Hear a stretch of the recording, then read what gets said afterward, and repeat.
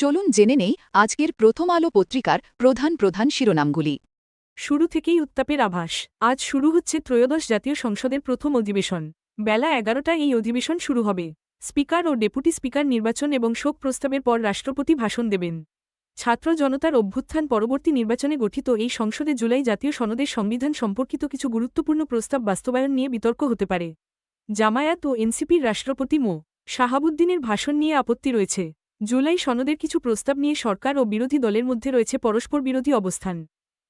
Speaker এবং deputy speaker পদে কারা গোপন রাখল বিএনপি। ত্রয়োদশ জাতীয় সংসদের স্পিকার ও ডেপুটি স্পিকার কে হচ্ছেন তা শেষ পর্যন্ত গোপন রেখেছে বিএনপি। আজ বৃহস্পতিবার বেলা 11টায় সংসদের অধিবেশন বসছে।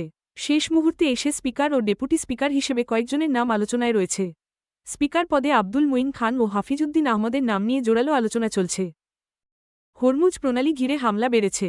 মধ্যপ্রাচ্য যুদ্ধ ঘিরে হরমুজ প্রণালী বন্ধ করা হলে ইরানে হামলা আরও জোরদার করা হবে বলে হুমকি দিয়েছেন মার্কিন প্রেসিডেন্ট ডোনাল্ড ট্রাম্প। যুক্তরাষ্ট্র ও ইসরায়েল হামলা না থামালে জ্বালানি পরিবহনে বিশ্বের অন্যতম গুরুত্বপূর্ণ জলপথ হরমুজ প্রণালী বন্ধের ঘোষণা দিয়েছে ইরান। এই ঘোষণার ফলে প্রণালীটি ঘিরে উত্তেজনা আরও বেড়েছে। মধ্যপ্রাচ্য যুদ্ধ শুরুর পর থেকে হরমুজ প্রণালীতে 13টি বাণিজ্যিক জাহাজে হামলা হয়েছে। হরমুজ প্রণালীতে 3টি বাণিজ্যিক জাহাজে হামলা হয়েছে। ইরানের 16টি মাইন স্থাপনকারী নৌযান ধ্বংস করেছে যুক্তরাষ্ট্র। হামলায় ইরানের 20,000 বেসামরিক স্থাপনার ক্ষতি হয়েছে, যার মধ্যে 77টি চিকিৎসাকেন্দ্র ও 65টি শিক্ষা প্রতিষ্ঠান। এত ডেপুটি ও সহকারী অ্যাটর্নি জেনারেল দরকার আছে কি? আইন বিশেষজ্ঞরা অ্যাটর্নি জেনারেলের কার্যালয়ে এত বেশি সংখ্যক আইন কর্মকর্তার নিয়োগের যৌক্তিকতা নিয়ে প্রশ্ন তুলেছেন। জ্যেষ্ঠ আইনজীবী মুস্তাফিজুর রহমান খান মনে করেন 60 থেকে 80 জন ডিএজি এবং 160 জন এজির বেশি দরকার নেই। আইনমন্ত্রী জানিয়েছেন বিষয়টি পর্যালোচনা করে পরবর্তী করণীয় ঠিক করা হবে। অ্যাটর্নি জেনারেলের কার্যালয়ে বর্তমানে 103 জন ডেপুটি অ্যাটর্নি জেনারেল ও 230 জন সহকারী অ্যাটর্নি জেনারেল রয়েছেন। এর আগে কখনো এত বেশি সংখ্যক আইন কর্মকর্তা ছিল না। তারা অন্তর্বর্তী সরকারের সময়ে নিয়োগ পেয়েছিলেন। বিষয়টি হালকাভাবে দেখছেন না, বললেন চিফ প্রসিকিউটর। আন্তর্জাতিক অপরাধ ট্রাইব্যুনালের চিফ প্রসিকিউটর কার্যালয়ে গতকাল বুধবার তথ্যানুসন্ধানে গঠিত ফ্যাক্টস ফাইন্ডিং কমিটি প্রথম বৈঠক অনুষ্ঠিত হয়েছে। বৈঠকের পর কমিটির প্রধান চিফ প্রসিকিউটর মো. আমিনুল ইসলাম বলেছেন, তদন্তে প্রকৃত কোনো অভিযোগ পাওয়া গেলে ব্যবস্থা নেওয়া হবে। বিষয়টি তারা হালকাভাবে দেখছেন না বলেও জানান তিনি। নাহিদের আগুনে পুড়ল পাকিস্তান। বাংলাদেশ পাকিস্তান ম্যাচে সময়ের হিসাবে খেলা হয়েছে 4 ঘণ্টার কম। 2 ইনিংস মিলিয়ে 45.5 ওভার খেলা হয়েছে। পাকিস্তানের 114 রান তাড়া করতে নেমে শেষ পর্যন্ত জয় পায় বাংলাদেশ। এই ম্যাচে নাহিদ রানা ওয়ানডে ক্যারিয়ারে প্রথমবারের মতো 5 উইকেট নিয়েছেন। ডেঙ্গু চিকুনগুনিয়া রোধে পরিচ্ছন্নতার আহ্বান। ডেঙ্গু ও চিকুনগুনিয়া প্রতিরোধে সারা দেশে প্রতি শনিবার পরিচ্ছন্নতা অভিযান পরিচালনার আহ্বান জানিয়েছেন প্রধানমন্ত্রী তারেক রহমান। গতকাল বুধবার বিকেলে প্রধানমন্ত্রীর অফিসিয়াল ফেসবুক পেজে দেওয়া এক ভিডিও বার্তায় তিনি এই আহ্বান জানান। প্রধানমন্ত্রী বলেন, ডেঙ্গু প্রতিরোধে সচেতনতা ও পরিষ্কার পরিচ্ছন্নতা সবচেয়ে কার্যকর উপায়। আসন্ন বর্ষা মৌসুমের আগেই সরকার 14 মার্চ থেকে প্রতি সপ্তাহে সারা দেশে পরিচ্ছন্নতা অভিযান শুরু করতে যাচ্ছে। এই কার্যক্রমে স্থানীয় প্রশাসন কার্যকর উদ্যোগ গ্রহণ করছে। নিয়মিত পরিচ্ছন্নতা অভিযান চললে ডেঙ্গু কিংবা চিকুনগুনিয়ার মতো মরণঘাতী জ্বর থেকে জনগণকে রক্ষা করা সম্ভব হবে বলে তিনি মনে করেন। বেশি ভাড়া নিতে নানা কৌশল।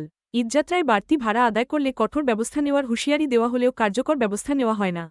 দূরপাল্লার বাসে বাড়তি ভাড়া আদায়ের জন্য বিভিন্ন কৌশল অবলম্বন করা হচ্ছে। যাত্রীরা বলছেন, শেষ মুহূর্তে বাসের সংখ্যা বাড়লে মালিকেরা ইচ্ছেমতো ভাড়া আদায় করেন। ঢাকা থেকে বরিশালের গৌরনদীর দূরত্ব 146 কিলোমিটার হলেও যাত্রীদের পটুয়াখালী পর্যন্ত ভাড়া দিতে হচ্ছে। আবার কিছু ক্ষেত্রে নির্ধারিত ভাড়ার চেয়েও বেশি টাকা নেওয়া হচ্ছে। তবে বাংলাদেশ সড়ক পরিবহন মালিক সমিতি বলছে, তারা টার্মিনালগুলোতে বাড়তি ভাড়া আদায় রোধে তৎপরতা চালাচ্ছে। গাবতলী বাস টার্মিনালে মেহেরপুরের যাত্রী পপি মণ্ডল জানান, তিনি 750 টাকায় জেআর পরিবহনের বাসের টিকিট কেটেছেন, যেখানে স্বাভাবিক সময়ে ভাড়া 650 টাকা। ঢাকা থেকে ঝিনাইদহের কালীগঞ্জে পূর্বাশা পরিবহনে স্বাভাবিক ভাড়া 650 টাকা হলেও ঈদ উপলক্ষে নেওয়া হচ্ছে 790 থেকে 800 টাকা পর্যন্ত। এসি বাসের ভাড়ায় কোনো নিয়ন্ত্রণ না থাকায় অনেক যাত্রী বেশি ভাড়া দিতে বাধ্য হচ্ছেন। বাড়তি জ্বালানি তেল চেয়ে ভারতের কাছে চিঠি। বৈশ্বিক জ্বালানি সংকটের কারণে ভারত থেকে তেল আমদানি বাড়ানোর উদ্যোগ নিয়েছে সরকার। মধ্যপ্রাচ্যে যুদ্ধ দীর্ঘস্থায়ী হলে জ্বালানি তেল আমদানি ব্যাহত হতে পারে, তাই এই পদক্ষেপ। চাহিদামতো আমদানি নিশ্চিত করতে চুক্তির বাইরে নতুন উৎসও খুঁজছে সরকার। জ্বালানি তেলের সরবরাহ বাড়ানোর অনুরোধ জানিয়ে ভারত সরকারকে চিঠি দেওয়া হয়েছে বলে জানিয়েছেন বিদ্যুৎ, জ্বালানি ও খনিজ সম্পদমন্ত্রী ইকবাল হাসান মাহমুদ। ভারত থেকে পাইপলাইনে জ্বালানি তেল আমদানি করা হয়, এখন আপৎকালীন পরিস্থিতিতে পাইপলাইনে সরবরাহ বাড়ানোর কথা বলা হয়েছে। এ বিষয়ে ভারত সরকারের সিদ্ধান্তের ওপর নির্ভর করছে, তারা কতটুকু বাড়াতে পারবে। বাংলাদেশ পেট্রোলিয়াম কর্পোরেশন জানায়, 2017 সালের 22 অক্টোবর ডিজেল আমদানির জন্য ভারতের নুমালীগড় রিফাইনারি লিমিটেডের সঙ্গে তাদের চুক্তি হয়। চুক্তি অনুযায়ী 2023 সালের মার্চে এটি আনুষ্ঠানিকভাবে চালু হয়। চুক্তি অনুসারে এ বছর 1,20,000 টন ডিজেল আসার কথা। জ্বালানি তেল কিনতে দীর্ঘ অপেক্ষা। তেল সংগ্রহের জন্য পাম্পগুলোতে দেখা গেছে যানবাহনের দীর্ঘ সারি। রাজধানীর বিভিন্ন ফিলিং স্টেশনে গতকালও জ্বালানি তেল কিনতে যানবাহনের দীর্ঘ সারি দেখা গেছে। কোনো পাম্পের সামনে অপেক্ষায় থাকা যানবাহনের সারি 1-2 কিলোমিটারও ছাড়িয়ে যায়। ফিলিং স্টেশনগুলোর নিরাপত্তা নিশ্চিত করতে পুলিশের পাশাপাশি সেনা সদস্য মোতায়েনের দাবি জানিয়েছে পাম্প মালিকদের সংগঠন। গতকাল সকাল 10টার দিকে বিজয় সরণি সংলগ্ন একটি ফিলিং স্টেশনে তেল কিনতে যাওয়া মোটরসাইকেল ও প্রাইভেট কারের লম্বা লাইন দেখা যায়। সরকারের নির্দেশনা অনুযায়ী সীমিত পরিমাণে জ্বালানি তেল দেওয়া হচ্ছে বলে জানান পাম্পের শিফট ইনচার্জ। মোটরসাইকেলে অ্যাপভিত্তিক রাইড শেয়ারের চালকদের জন্য 5 লিটার এবং ব্যক্তিগত মোটরসাইকেল চালকদের 3 লিটার তেল দেওয়া হচ্ছে। এদিকে ফিলিং স্টেশনগুলোর নিরাপত্তা নিশ্চিত করতে পুলিশের পাশাপাশি সেনা সদস্য মোতায়েনের দাবি জানিয়েছেন বাংলাদেশ পেট্রোল পাম্প ওনার্স অ্যাসোসিয়েশনের একাংশের নেতারা। সরকার দ্রুত এ বিষয়ে কার্যকর ব্যবস্থা না নিলে পাম্প বন্ধ রাখার ঘোষণা দেওয়া ছাড়া কোনো উপায় থাকবে না বলে জানিয়েছেন তারা। ভোটের ফল চ্যালেঞ্জ করে আরও 5 প্রার্থী হাইকোর্টে। ত্রয়োদশ জাতীয় সংসদ নির্বাচনে 5টি আসনের ভোটের ফলাফল চ্যালেঞ্জ করে আরও 5 জন প্রার্থীর করা পৃথক 5টি নির্বাচনী আবেদন শুনানির জন্য গ্রহণ করেছেন হাইকোর্ট। বিচারপতি মো. জাকির হোসেনের একক হাইকোর্ট বেঞ্চ গতকাল বুধবার এই আদেশ দেন। আবেদনকারী 5 প্রার্থীর মধ্যে 4 জন বিএনপি ও অন্য একজন জামায়াতে ইসলামী সমর্থিত 11 দলীয় ঐক্যের প্রার্থী। যে 5টি আসনে ভোটে কারচুপি ও অনিয়মের অভিযোগ আনা হয়েছে সেগুলো হল ঢাকা 5, ঢাকা 13, পাবনা 3, গাইবান্ধা 5 এবং কুষ্টিয়া 4 আসন। ঢাকা 13 আসনে বিএনপির ববি হাজ্জাজ ৮৮,৩87 ভোট পেয়ে নির্বাচিত হয়েছেন। আসনটিতে জামায়াত সমর্থিত 11 দলীয় ঐক্যের প্রার্থী বাংলাদেশ খেলাফত মজলিসের মো. মামুনুল হক ৮৬,০৬৭ ভোট পান। খাসজমি থেকে আ লীগ ও বিএনপির কার্যালয় উচ্ছেদ। শরীয়তপুর সদর উপজেলায় সরকারি খাসজমি দখল করে নির্মিত আওয়ামী লীগ ও বিএনপির 2টি দলীয় কার্যালয় উচ্ছেদ করেছে স্থানীয় প্রশাসন। গতকাল মঙ্গলবার দুপুরে এই উচ্ছেদ অভিযান চালানো হয়। উচ্ছেদের সময় শ্রমিক দিয়ে বিএনপির টিনশেড কার্যালয়টি ভেঙে ফেলা হয় এবং পরে একটি এক্সকাভেটরের সাহায্যে আওয়ামী লীগের একতলা পাকা ভবনটি গুড়িয়ে দেওয়া হয়। সদর উপজেলা ভূমি কার্যালয় সূত্র জানায়, রুদ্রকর ইউনিয়নের ১০৩ নম্বর চর লক্ষ্মীনারায়ণ মৌজার 1 নম্বর খাস খতিয়ানের জমির ওপর সুবচনী বাজার অবস্থিত। প্রায় 40 বছর আগে ওই খাসজমির 212 নম্বর দাগে টিনের ঘরে আওয়ামী লীগের কার্যালয় স্থাপন করা হয়। পরে সেখানে একতলা পাকা ভবন নির্মাণ করা হয়। গত বছর একই এলাকায় টিন দিয়ে বিএনপির একটি কার্যালয় নির্মাণ করা হয়। ইরানে ট্রাম্পের স্থল হামলা নিয়ে শঙ্কা বাড়ছে। মার্কিন আইনপ্রণেতারা আশঙ্কা করছেন, ডোনাল্ড ট্রাম্প ইরানে সেনা মোতায়েন করতে পারেন। ইরানের সামরিক বাহিনীকে রাশিয়ার গোয়েন্দা সহায়তা দেওয়ার বিষয়টি উল্লেখ করে তারা এ যুদ্ধের উচ্চ ঝুঁকির বিষয়ে ট্রাম্প প্রশাসনকে সতর্ক করেছেন। রাশিয়া, চীন, ইরান ও উত্তর কোরিয়ার মধ্যে একটি অক্ষ তৈরি হয়েছে, যা যুক্তরাষ্ট্রের জাতীয় নিরাপত্তার জন্য বড় ধরনের ঝুঁকি তৈরি করছে বলে মনে করছেন অনেকে। মার্কিন গোয়েন্দা প্রতিবেদনের বিষয়ে অবগত 2টি সূত্র জানিয়েছে, রাশিয়া বর্তমানে ইরানকে মার্কিন ঘাঁটি ও জাহাজগুলোর অবস্থান সংক্রান্ত গোয়েন্দা তথ্য সরবরাহ করছে। প্রেসিডেন্ট ট্রাম্প এখন পর্যন্ত ইরানে স্থলসেনা পাঠানোর সম্ভাবনা নাকচ করেননি। কংগ্রেসের কয়েকজন কর্মকর্তা জানিয়েছেন, ট্রাম্প সম্ভবত আরও $5,000 কোটি তহবিল চাইতে পারেন। নেপালে প্রধানমন্ত্রী পদ নিয়ে দ্বন্দ্ব। নেপালে সংসদ নির্বাচনের ভোট গণনা প্রায় শেষ। রাষ্ট্রীয় স্বতন্ত্র পার্টি 2/3 সংখ্যাগরিষ্ঠতা পাওয়ার পথে রয়েছে। তবে দলের প্রধানমন্ত্রী পদপ্রার্থী কে হবেন তা নিয়ে শীর্ষ নেতাদের মধ্যে বিতর্ক শুরু হয়েছে। আরএসপি এবং কাঠমান্ডুর সাবেক মেয়র বালেন্দ্র শাহর মধ্যে হওয়া চুক্তি অনুযায়ী বালেন্দ্রই ছিলেন দলটির প্রধানমন্ত্রী পদপ্রার্থী। চুক্তির বিষয়ে রবি লামিছানে এবং সহসভাপতি ডিপি আড়ালের অস্পষ্ট মন্তব্যে জনমনে বিভ্রান্তি ছড়িয়েছে। দলের কয়েকজন নেতা বলছেন, বালেন্দ্র শাহই প্রধানমন্ত্রী হবেন। রাজনৈতিক বিশ্লেষকদের মতে বালেন্দ্রকে প্রধানমন্ত্রী না করা হলে ভোটারদের সঙ্গে প্রতারণা হবে।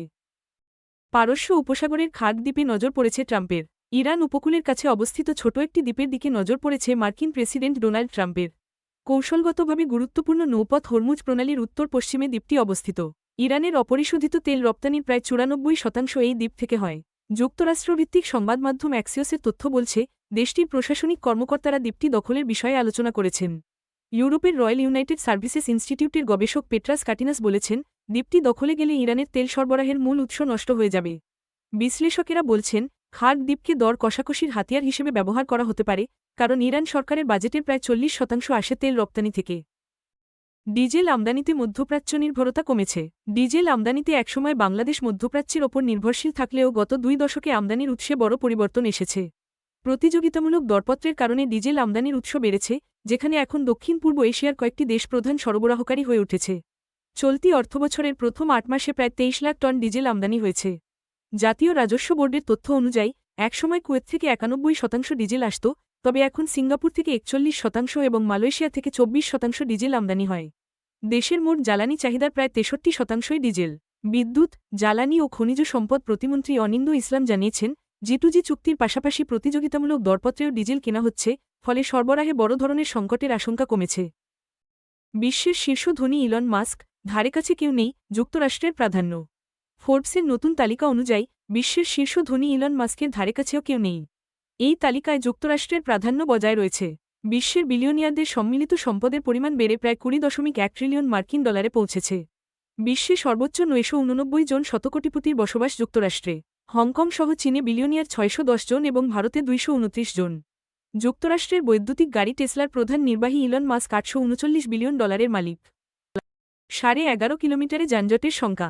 আসন্ন ঈদযাত্রায় ঢাকা সিলেট মহাসড়কের 11.5 কিলোমিটার অংশে যানজটের আশঙ্কা করা হচ্ছে। মহাসড়কের এই অংশে খানাখন্দ, ছোট বড় গর্ত এবং মহাসড়কে অবৈধ যান চলাচলের কারণে এই পরিস্থিতির সৃষ্টি হতে পারে। এতে সিলেট বিভাগের 4টি জেলা ও ব্রাহ্মণবাড়িয়ার লোকজনের ভোগান্তি হতে পারে।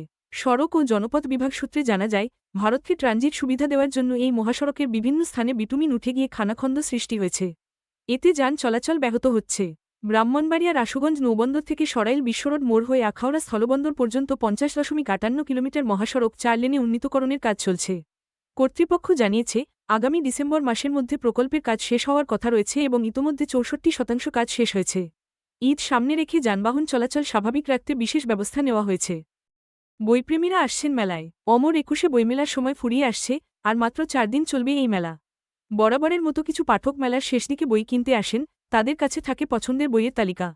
মেলায় শেষ সময়ে নিয়মিত বই কেনেন এমন পাঠকের পাশাপাশি বিভিন্ন প্রতিষ্ঠানও তাদের জন্য নতুন বই কিনতে আসে। গতকাল তথ্যকেন্দ্রে নতুন বইয়ের নাম এসেছে 113টি।